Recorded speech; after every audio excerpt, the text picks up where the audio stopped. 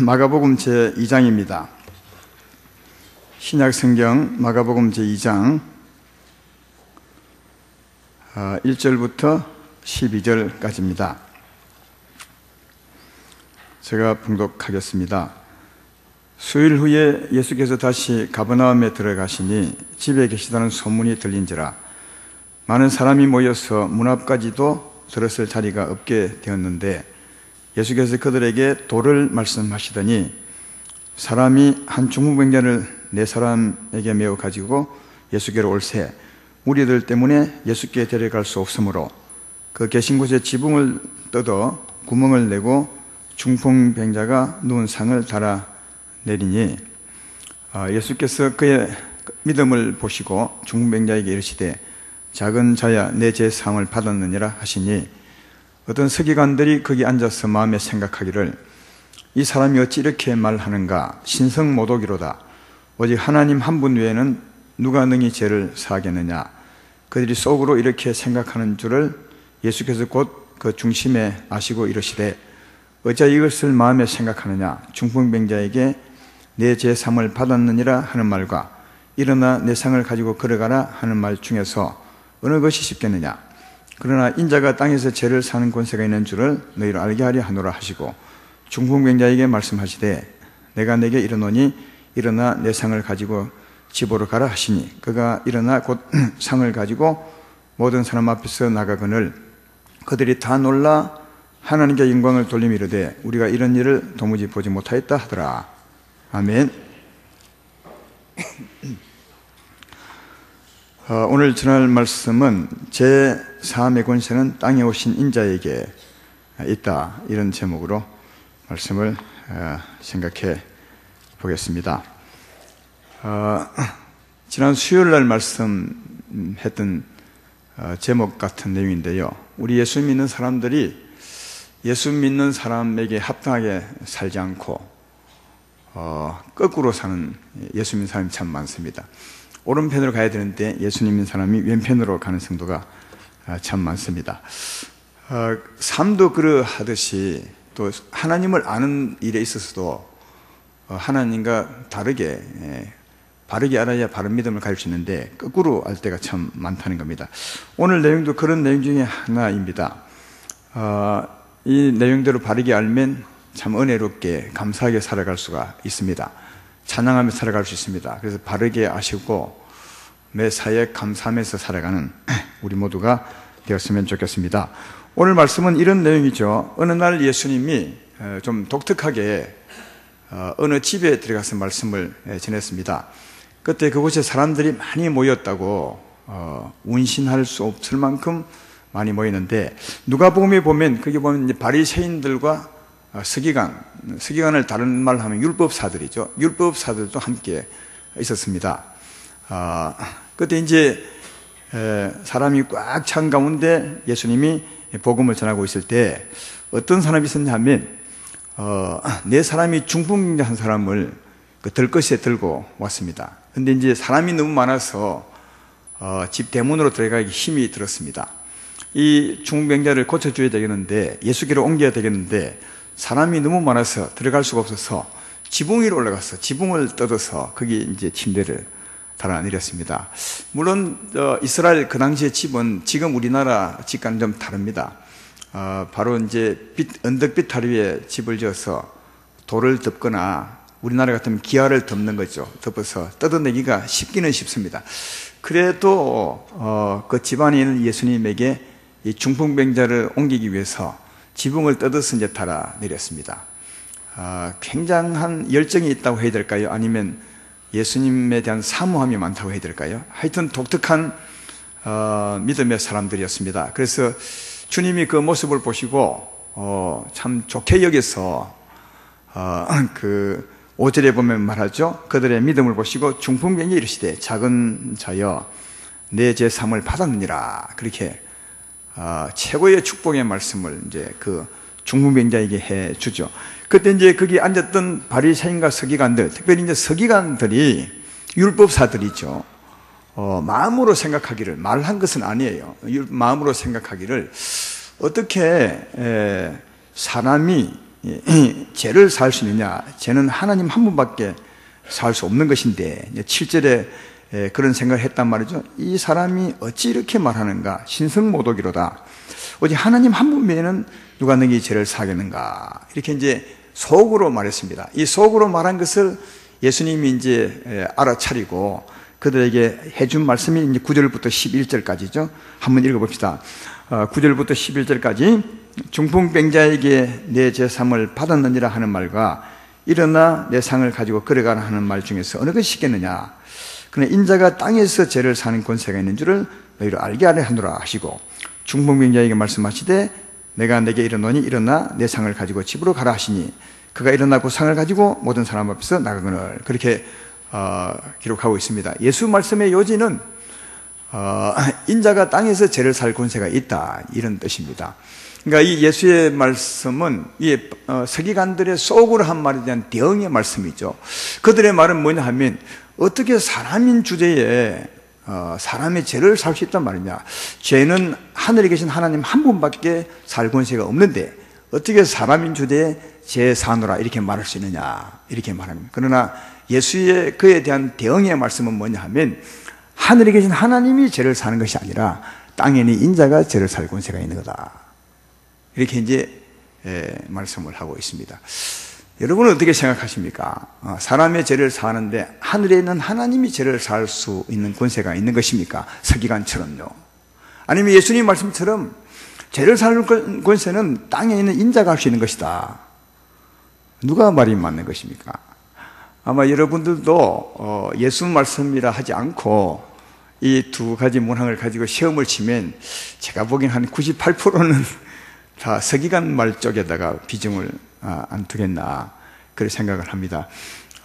이 대답은 지금 제가 묻지 않겠습니다. 그러나 오늘 말씀을 들으면서 여러분 스스로 한번 이 대답을 찾아보시면 좋겠습니다. 서기관 말이 맞는지, 죄 사함은 오직 하늘에 계신 하나님 한 분만이 할 수 있는 것인지, 아니면 예수님 말씀처럼 죄 사는 권세는 땅에 온 인자가 할 수 있는지, 이걸 여러분 스스로 대답해 보셔서 여러분의 믿음으로 삼았으면 참 좋겠습니다. 이 말씀, 이 대답을 우리가 잘 하기 위해서 다음 질문을 제가 해보겠습니다. 그 질문이 9절 질문입니다.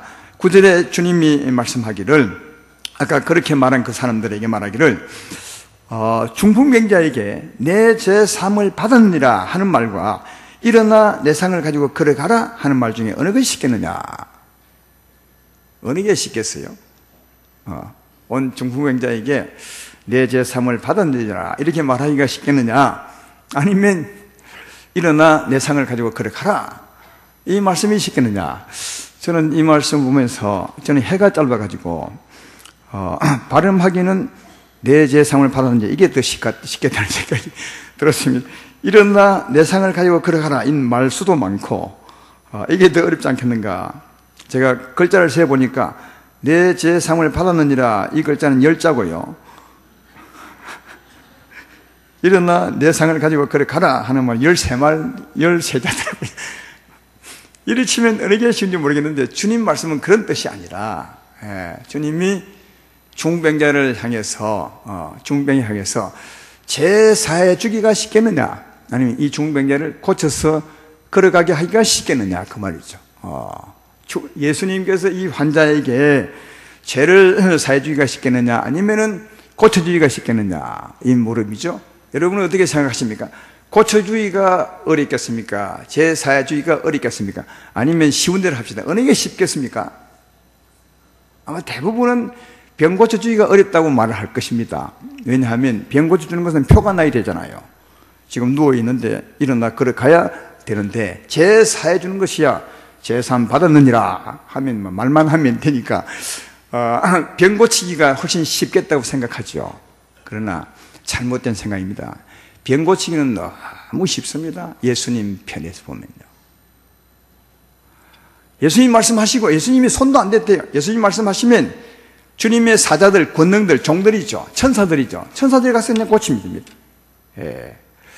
우리도 이 군대에 가보면 위에 상관이 있고 밑에 이제 계급이 낮은 사람이 있는 것처럼 상관이 이래라 하면 이렇게 하고 저래라 하면 저래 하는 것처럼 하나님의 나라도 하나님의 종이 있습니다. 그래서 주님 말씀하시면 천사들이 사역하게 되죠.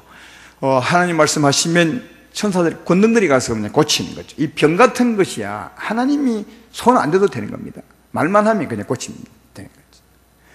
그러나 죄 사함은 정말 힘든 겁니다. 우리의 죄를 사해 주려면, 한 사람의 죄를 사해 주려면 어찌 해야 되는 것입니까? 그 사람의 죄값을 대신 치루어 줘야 되는 겁니다. 그래야 죄를 사해 줄 수 있는 거 아니겠습니까? 제 말 이해되면 아멘 합시다. 그냥 아무나에게 너 죄 사함 받았느니라 할 수 있습니까? 이 세상에서도 사형에 해당할 만한 살인죄를 지었습니다. 그러면 판사가 내가 너의 죄를 사하노라 할 수 있습니까? 못합니다. 그건 불의한 거죠. 그 사람의 죄를 사해 주려면 그 죄값을 누군가 치루어 주거나 그 사람이 치루어야 되는 겁니다. 근데 우리의 죄값은 뭐라고 했습니까? 지난주에 말씀했습니다. 그래서 오늘 지난주 말씀을 들었던 분들은 오늘 말씀을 잘 이해할 수 있어서 오늘 말씀을 사실은 전하게 되었습니다. 지난주에 우리 인생의 죄값, 하나님을 떠난 우리 인생의 죄값이 뭐라고요? 우선은 마귀의 그늘날에 살아요. 마귀의 총, 마귀가 죄인들의 간수와 같습니다. 죄를 지으면 감옥하고 거기는 간수가 있는 것입니다. 하나님을 떠나면 일종의 큰 감옥에 갇히는 것이나 마찬가지입니다. 죄인이니까. 거기에 마귀가 주인 노릇하는 거죠. 우리 인생은 죄인입니다. 그리고 마귀의 그늘날에서 마음이 고생합니다. 마음이 병들어 고생하고 또 육체가 병들어 고생하고 삶이 힘든 거죠. 이걸 3대 질고 아니겠습니까? 마음이 고생하는 것은 슬픔이고요. 또 병들어 고생하는 것은 질고고 우리 삶이 힘든 것은 간고입니다. 이 고생을 해야 되고 그것도 하나 더 있습니다. 일생 하나님 앞에서 두려워 떨다가 죽기를 무서워하며 떨다가 그리고 죽는 겁니다. 그러니까 누군가 이렇게 죄값을 치러줘야 그 사람의 죄를 용서해 줄 수 있습니다. 그래서 예수님께서 하나님이신 예수님께서 사람이 되어 오신 것이죠. 이와 같은 죄값을 치루어 주시려고요. 지난주에도 말씀했지만 한 번 더 말씀하면 히브리서 4장 15절에 우리의 죄값을 치르기 위해서 오신 예수의 삶을 말씀하고 있지 않습니까? 우리에게 있는 대제사장은 우리 연약함을 동정하지 못하실 리가 아니요 모든 일에 우리와 똑같이 시험을 받으시는데 죄는 없으시니라. 죄 없는 하나님의 아들 예수님께서 우리와 똑같이 사신 것은 그래야 우리의 죄값을 치룰 수 있기 때문에 히브리서 2장 17절에도 그러므로 그가 범사의 형제도 같이 되심이 마땅하도다. 이는 하나님의 일에 자비하고 신실한 대제사장이 되어 사람의 죄를 속량하려 하십니다. 그렇게 되어 있죠. 형제들과 똑같이 되어서 우리의 죄값을 치루어야 우리 죄를 속량할 수가 있습니다. 그러므로 사랑하는 여러분, 예수님이 우리 인생의 죄값을 치루시려면 우리의 죄값을 치루시려면 정말 힘든 일이죠. 사람이 되어 오셔서 친히 우리 인생의 저주의 길을 다 가시고 우리 대신 죽으셔야 우리 죄값을 치를 수 있습니다. 그래야 우리 죄를 살 수 있습니다. 그래야 내 죄를 사노라 할 수 있습니다. 병 고치는 간단하죠. 그러므로 아까 질문에 이제 대답을 할 수 있을 것입니다. 아까 앞에 질문이 무엇이었습니까? 서기관들은 하늘에 계신 하나님만이 죄 살 권세가 있다 이렇게 말을 한 것이고 예수님은 아니라 인자가 땅에서 죄를 살 권세가 있느니라 이렇게 말합니다. 여러분 누구의 말이 맞습니까? 예? 하늘에 계신 하나님이 죄를 살 수 있습니까? 아니면 하나님이 땅에 오셔서 우리 인생의 죄짐을 짊어져 주어야 죄를 살 수 있습니까? 왜 대답을 안 하십니까? 다 알면서. 하늘에 계신 하나님, 하늘에만 계시면 절대로 우리 죄를 살 수 없어요. 근데 유대인들은 그렇게 알고 있는 거죠. 하늘에 계신 하나님은 능력이 많으셔서 죄인들의 죄를 죄 사하노라 할 수 있다고 생각한 거죠. 만약 하나님이 그리 한다면 하나님은 불의한 하나님이 되죠. 그건 하나님이 아닌 거죠. 죄를 사시려면 하나님이 사람 되어 오셔야 합니다. 하나님이 사람 되어 오셔야 합니다. 그래서 이 예수님이 인자라는 말을 쓸 때는 언제나 어떻게 쓰냐 하면 항상 하나님이 사람 되어 왔다는 의미를 말할 때 늘 인자라는 말을 썼어요. 인자가 땅에서 이 말은 내가 하나님이었는데 사람 되어 왔다는 거죠. 여러분 신약 성경을 한번 유심히 보시라고요. 예수님이 자기를 가리켜 인자라 할 때는 언제나 하나님이 사람 되어 왔을 때, 그러니까 예수님은 하나님이신데 사람이 된 겁니다. 말씀이 육신을 입어 우리 가운데 계신 이를 보시니 그가 예수님이셨습니다.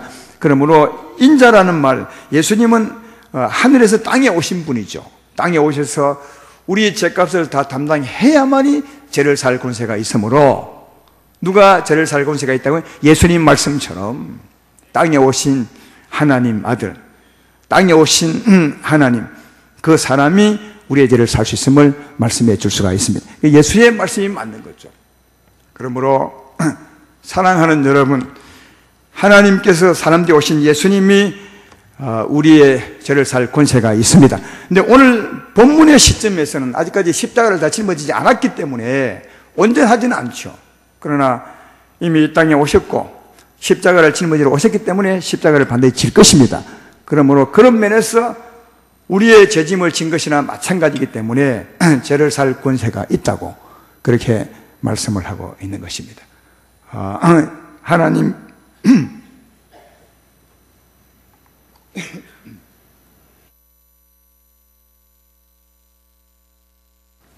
하나님이 사람 되어 오신 예수님이 우리의 죄를 살 권세를 있다 하는 겁니다. 그런데 아까 중풍병자에게 내 죄사함을 받았느니라 그렇게 말씀을 하셨는데, 내 죄사함을 받았느니라 이렇게 말씀할 때 죄사함 받았는지 안 받았는지 어떻게 알 수 있지요? 여러분, 죄사함은 표나는 게 아니잖아요. 그렇죠? 죄사함 받았는지 할 때 표가 딱 나면 해가 싹 돌아간다든지, 아니면 뭐 입이 비틀어진다든지, 아니면 벌떡 뛰었다가 내려온다, 이러면 죄사함 받았구나 아는데, 죄사함은 우리가 지었던 죄를 하나님이 용서하는 것이니까 아무런 표시가 없어요. 죄사함 받았다 해도. 그러니까 죄사함 받았다고 하지만 사람들은 모르는 거죠. 그래서 아마 서기관들도 이렇게 말했을 겁니다. 죄사함 받았다 할 때 뭔가 표시가 있다면 죄사함 받았구나 이럴 텐데, 죄사함 받았다 이 말은 말뿐이니까 진짜 죄사함 받았는지, 주님 말씀한 대로 그렇게 됐는지를 모르는 거죠. 그래서 이제 주님이 죄사함 받았느니라 이 말처럼 저 사람이 진짜 죄사함 받았다는 것을 알려주기 위해서 그 다음 한 일이 뭐냐 하면 아까 그 일을 한 것입니다. 그게 10절부터 보면 나오죠. 10절 마지막에 보면 중풍병자에게 말씀하시되 내가 내게 이르노니 일어나 내 상을 가지고 집으로 가라 하시니 그가 일어나고 상을 가지고 모든 사람 앞에서 나가거늘 그렇게 했습니다. 이걸 왜 했냐 하면 이 일을요, 보십시오. 중풍병자에게 네가 일어나 내 상을 가지고 걸어 가라 말씀했어요. 말씀대로 실제로 나와서 걸어 갔어요. 그렇죠? 말씀대로. 그것처럼 내가 말한 대로 이 사람이 나와서 걸어간 것처럼 내가 말한 대로 이 사람이 제삼 받았는 것이라. 이걸 알려주려고 이 중풍병자를 나와서 걸어가게 했다는 것을 알 수가 있습니다. 제사할 수 있는 권세가 있음을, 내 말한 것이 헛된 것이 아니라 내가 말할 때 이 병자가 일어나 걸어간 것처럼 아까 중병자에게 내 제사함을 받았느니라 한 이 말이 권세가 있다. 이것을 예수님이 실제로 보여준 것임을 알 수가 있습니다. 이 말씀의 참 의지는 뭐냐면 예수님에게 죄를 살 권세가 있다는 것을 말씀해 주고 있습니다. 사랑하는 성도 여러분, 예수님에게 죄 살 권세가 있습니다. 이 땅에 오신 하나님의 아들, 그가 우리의 죄짐을 다 담당했으므로 죄 살 권세가 있는 것입니다. 하늘에 계신 하나님이 우리 죄를 사는 것이 아닙니다. 하나님이 하늘에만 계시면 우리 인생은 소망이 없는 겁니다. 죄산 받을 길이 전혀 없는 것입니다. 그분이 이 땅에 오셔서 우리 죄를 담당했기 때문에 우리가 소망이 있는 것입니다. 그러므로 땅에 오신 인자에게 죄 살 권세가 있다는 말은 그가 오셔서 우리의 죄짐을 다 치루어 주셔야 우리 죄가 사함받을 수 있다는 것을 알 수가 있죠. 근데 이 일이 쉬운 것이냐? 하나님이 사람 되는 것도 얼마나 힘들겠어요. 이런 비유는 세상에서 찾을 수가 없을 것 같아요. 가장 좋은 비유를 하자면 임금의 아들이나 이런 높은 권세가 있었던 분이 저 시골 가장 가난한 집에 가서 뭐 대지를 치는 사람이 되었다. 이렇게 낮아짐을 설명할 수 있을까요? 하나님이 사람 된 건. 이것도 부족하죠. 임금이 저 시골 가난한 집에 대지 마구 치는 사람이 된 그 낮아짐보다는 하나님이 이 땅에 오신 것이 훨씬 비유할 수 없죠. 하나님이 사람 된 것은 엄청나게 낮아진 거죠. 그렇게 되어서 사람으로 오셔서도 사람의 죄의 짐을 짊어지고 사람의 저주를 가시고 사람의 죽음을 대신 치는 이게 쉬운 것이겠어요? 정말 힘들죠. 마태복음 24장에 보면, 아니 26장에 보면 예수님이 십자가 짊어지기 전에 겟세마네 동산에서 기도하는 모습이 나오는데, 근데 기도하기 전에 우리가 이해하면 이해하지만 이해하지 못할 주의 모습을 볼 수 있습니다. 마태복음 26장 37절로 28절에 보면 이렇게 기록하고 있습니다. 베드로와 세베대의 두 아들을 데리고 가실새 겟세마네 동산에 기도하러 가는 겁니다. 고민하고 슬퍼하사 이에 말씀하시되 내 마음이 매우 고민하여 죽게 되었으니 너희는 여기 머물러 나와 함께 껴있으라. 그러니까 십자가 짊어지기 전에 십자가 질 것을 생각하면서 너무 힘들어하는 거예요. 너무 힘들다. 그러니까 앞으로 사형선고 받을 사람들이 사형선고 받기 전에 사형선고 받을 것을 생각하여 힘든 것처럼 주님도 십자가 질 것이 너무 힘든 거예요. 그래서 이렇게 고민하는 겁니다. 그리고 그때 기도도 이렇게 하죠. 하나님 아버지 가능하시면 이 잔을 내게서 지나가게 해 주십시오. 여러분 이것을 보고 사람들은 말하기를 하나님 아들이 왜 이리 겁이 많냐, 예? 그렇게 하나님 아들이 왜 이렇게 막 떨고 있냐 이렇게 말하는데, 저는 이런 모습에서 진짜 우리의 구세주구나 이런 것을 느낄 수 있어야 됩니다. 왜냐하면 예수님은 사람과 똑같이 되셨어요. 사람과 똑같이 안 되면 주님은 우리의 구세주가 안 되는 겁니다. 다시 말해 우리의 죄짐을 질 수 없는 거예요. 우리의 죄짐은 병들어 고생하고 실제로 고생하는 거다. 삶이 힘들고 마음이 슬픈 거거든요. 이 우리가 죄로 인한 이 고통을 주님도 똑같이 느껴야 우리의 죄값을 대신 치르는 거죠. 그런데 그거는 마치 사람 되어 왔지만 우리처럼 감각이 좀 없거나 로봇처럼 때려도 안 아프다면 어떻게 우리의 죄값을 치를 수 있냐고요. 가짜지. 그러니까 그는 하나님이지만 우리 사람과 똑같이 되셨어요. 똑같이 되었기 때문에 갈 길이 너무 힘들어서 고민하는 겁니다. 예. 그러니까 그걸 보면 예수님은 하나님이 사람 됐지만 진짜 사람이었구나. 그래야 우리 죄값을 치를 수 있거든요. 그러니까 그 길이 얼마나 힘들겠어요. 그렇지만 우리를 사랑하사 그 길을 가는 것입니다. 또 그 길을 가되 그 고통을 전혀 피하지 않고 다 그 몸에 다 받습니다. 이런 말씀이 성경 전체에 있는데요. 이사야서 50장 6절에 보면 주님이 가실 때 이렇게 말씀하는 구절이 있습니다. 나를 때리는, 화면에 안 나올 겁니다. 나를 때리는 자들에게 내 등을 맡기며 나의 수염을 뽑는 자에게 나의 뺨을 맡기며 모욕자에게 침뱉음을 당해도 내 얼굴을 가리지 아니하고, 전혀 방어하지 않았어요. 때리는데 피하지 않고요. 뺨을 대고 침뱉어도 그냥 다 맞았어요. 여러분 이런 재수가 있습니까? 보통은 가능하면 안 맞으려고, 가능하면 감해서 맞으려고 이래 하지만 주님은 다 맞으셨어요.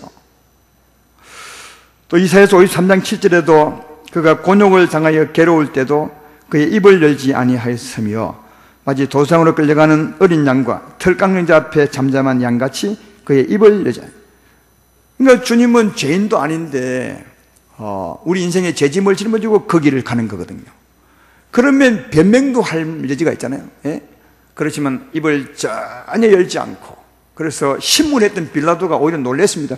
다른 죄수들은 때리면 아프다고 하고 피하기도 하고 변명도 하는데 나는 죄짓지 않았다고, 나는 이렇게 맞을 이유가 없다고 하는데 주님은 전혀 피하지도 변명도 하지 않고 가십니다. 그러니까 이상하다고 생각해요. 그러나 알고 보면 이상한 것이 아니라 그렇게 그 몸에 우리의 저주를 다 짊어져야 우리의 죄를 사할 수가 있습니다. 우리의 죄짐을 질 수가 있는 것입니다. 그래서 그분은 그 몸에 다 우리의 받을 고통과 저주를 다 짊어지고 가신 것이죠. 우리를 위한 것이었어요. 우리 인생이 어떻게 할 때요? 어느 인생 중에 주여 우리가 죽게 되어 사오니 주님이 대신 고난을 받으시고 나를 죄에서 건져주십시오. 그렇게 말한 분 한 사람도 없어요. 알지도 못할 때. 그리고 연약해서 죄를 막 지을 때, 죄를 짓는다는 말이 무슨 말인지 아십니까? 하나님에 대해서는 원수로 행하는 겁니다. 하나님은 사랑인데 우리는 미워한다면 그건 하나님에 대해서 원수로 행하는 것이고 대적하는 거죠. 하나님은 의로운 분인데 우리가 사기를 친다면 그건 하나님을 대적하는 겁니다. 원수로 행하는 거죠. 그때 아무도 알지 못하고 우리는 그때 태어나지도 않았을 때고, 우리가 연약하여 죄를 지으며 하나님께 원수로 대할 때, 하나님을 욕할 때, 그때 하나님께서 우리 인생을 살리기 위해서 그 길을 가셨다고. 그래서 로마서에는 이렇게 기록합니다. 로마서 5장 6절로 8절에 우리가 아직 연약할 때 기약대로 그리스도께서 경건하지 않는 자를 위하여 죽으셨도다. 악인을 위하여 죽는 자가 쉽지 않고 선인을 위하여 용감히 죽는 자가 혹이 있거니와. 그렇죠? 의인을 위해 죽는 자는 쉽지 않고 선인 위해서 죽는 자가 가끔 있지만 우리가 아직 죄인 되었을 때 그리스도께서 우리를 위해 죽으심으로 하나님께서 우리에 대한 자기의 사랑을 확증하셨느니라. 로마서 5장 10절에도 곧 우리가 원수 되었을 때 그 아들의 죽으심으로 말미암아 하나님과 화목하게 되었은즉 화목하게 된 자로서는 더욱 그의 살아나심으로 말미암아 구원을 받을 것이니라. 우리가 연약하고 죄인이었을 때, 전혀 기대도 하지 않았을 때, 하나님의 원수로 행했을 때, 그때 우리를 사랑하사 십자가를 짊어지고 가셨다. 대단한 사랑이죠. 여러분은 예수 믿기 전에 예수님에게 대해서 욕하지 않았습니까? 하나님에 대해 욕하지 않았습니까? 저는 덜 했습니다. 우리 친구들이 교회 가자 하면 그때는 제가 운동을 잘하고 빠릿빠릿해서, 지금도 빠릿빠릿 생겼죠. 해서 나보고 교회 가자 하면 교회 가는 것은 너희같이 힘없는 애들에 가는 것이 우리는 안 가는 거다. 차라리 교회 가니 내 주먹을 믿어라. 뭐 이렇게 하여튼 알지도 못하고 떠들 때가 진짜 많았죠. 그때도 주님은 나를 불쌍히 여기사 십자가 길을 가셨다는 거예요. 이런 욕만 했겠습니까? 손 내려봐요. 손 내리시고. 정말 많이 했죠. 이런 욕하지 않고 우리 애가 그냥 죄를 짓는 것조차도 하나님께 원수로 행하는 겁니다. 하나님은 선하고 의롭고 사랑인 분인데 그에 대적하여 살았으니까 하나님은 그렇게 말씀하고 있습니다. 우리 양심에 반하여 산 것은 양심을 주신 하나님의 대적하는 것 아니겠습니까? 오셔서 우리 죄짐을 짊어지고 우리의 길을 다 가신 것이죠. 그러므로 사랑하는 아름다운 교회 성도 여러분, 이 땅에 오셔서 우리의 죄짐을 짊어지고 가신, 그리고 죽으신 예수를 믿으면 죄에서 벗어나 의롭게 될 줄로 믿습니다. 그의 은혜로 말미암아 의롭게 되는 거죠.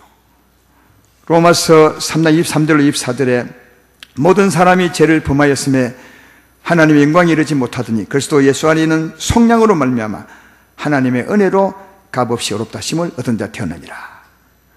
예수님의 그 속량으로 말미암아, 그 대속한 삶으로 말미암아 하나님의 은혜로 값없이 그를 믿으면, 단지 믿으면 우리에게는 공짜로 의롭다 하심을 얻게 되었느니라. 죄 없다는 거죠.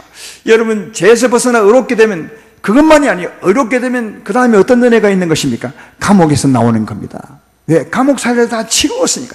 감옥에 나온다는 말은 그동안 우리를 종삼았던 악한 영들을 떠나보낼 수 있는 거죠. 이게 참 자유라는 겁니다. 요즘도 가끔씩 그 안 믿는 사람 중에 또 믿는 자도 믿음이 약한 자들은 과히 눌리는 사람들이 있죠. 과히. 여러분, 우리는 모르지만 어둠이 우리를 누르는 거죠. 사망이 우리를 누르는 것입니다. 억압하는 거죠. 마귀와 귀신들이 자기의 종들을 누르는 겁니다.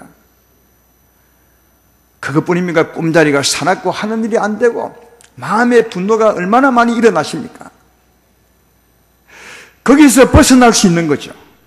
거기서 벗어날 수 있고, 또 모든 저주의 삶에서 벗어나죠. 병에서 벗어날 수 있고, 우리의 마음의 슬픔에서 벗어날 수 있고, 우리의 가난한 삶, 하는 일이 안 되는 그 삶에서 벗어날, 모든 저주에서 다 벗어날 수 있는 것은 그가 그 저주를 다 담당했기 때문이죠. 요즘에 참 이상한 일들이 많이 우리 주위에 일어났잖아요. 엊그제도 보니까 총 들고 가지고, 공기총 들고 가서 자기 형과 형수를 쏴 죽였더라고요. 그러면서도 전혀 가책도 없고요. 행에 대한 원망 때문에, 분노 때문에, 아마 재산 때문에 싸웠던 것 같아요. 가서 쏴 죽여요.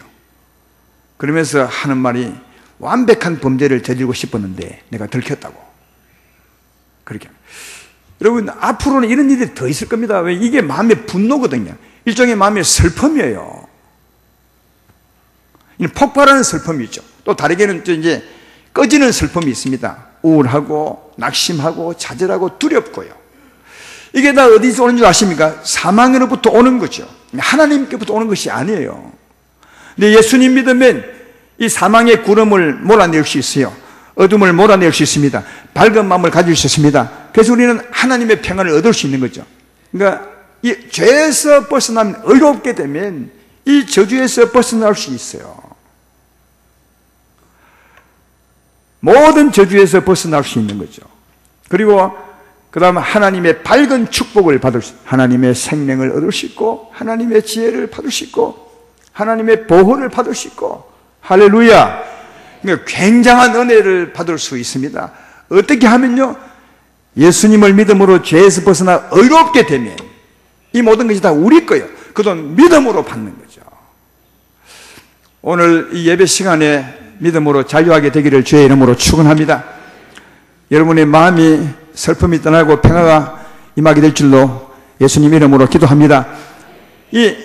우리가 예수님 믿음으로 의롭게 된다면 사망에서 벗어나고 우리의 저주의 삶에서 다 벗어나고 하나님의 모든 축복이 우리의 것이 되는 것입니다.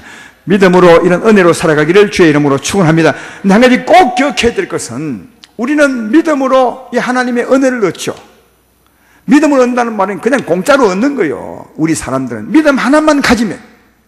근데 우리는 공짜로 얻지만 누가 수고를 한 것입니까? 예수님이 다 수고했죠. 여러분, 세상에 공짜는 사실 없어요. 우리는 공짜지만 우리에게 공짜를 주기 위해서 예수님은 엄청나게 고생한 거죠. 그러니까 우리의 고생을 그가 다 한 겁니다. 예수 믿는 이유가 이거입니다. 예수 믿는 이유가 그의 희생의 사랑의 수고를 믿는 거죠. 희생의 사랑의 수고를 믿을 때 우리는 공짜로 은혜를 받을 수 있습니다. 그러나 주님이 그 고통을 당하셨습니다. 따라서 예수를 믿음으로 이 축복을 받고 살기를 주의 이름으로 축원합니다. 참 자유하고 참 평안을 누리고 예수를 믿음으로 병 고침을 받고 건강하고 예수님을 믿음으로 하나님의 축복을 다 받고 사시되 이것은 예수님의 희생의 사랑으로 말미암아 얻은 것인가. 이 은혜를 받으며 이 은혜를 누리고 살 때 꼭 기억할 것은 하나님 은혜에 감사하셔야 돼요. 이건 주의 은혜로 된 것이다. 내가 건강한 것은 주께서 채찍을 맞으심으로 내 질고를 담당했기 때문에 내가 건강한 것이고 내 마음의 평화가 흐르는 것은 주님이 슬픔을 담당했기 때문에 이 마음의 평화가 있는 것이고 내 하는 일이 잘 되는 것은 주님이 가난의 저주를 담당했기 때문이요. 내가 참 자유하고 은혜롭게 사는 것은 주님이 내 죄짐을 짊어지고 나를 자유케 하셨기 때문에. 그러니까 이 축복을 꼭 누리셔야 돼. 이게 예수님 잘 믿는 거예요. 예수님의 공로를 높이는 것이고. 그러나 그때 은혜 가운데서 우리가 노래할 것은, 찬양할 것은 주님께 감사하는 겁니다. 이건 주의 은혜입니다. 내가 이렇게 존재하는 것도 주의 은혜입니다. 하나님의 축복이 다 내 것이 된 것도 예수님의 희생의 사랑 때문에 그런 것입니다. 이 나를 향한 희생의 사랑을 꼭 기억하고 감사하고 살아가시되 이 은혜를 누리며 살아가기를 주의 이름으로 축원합니다.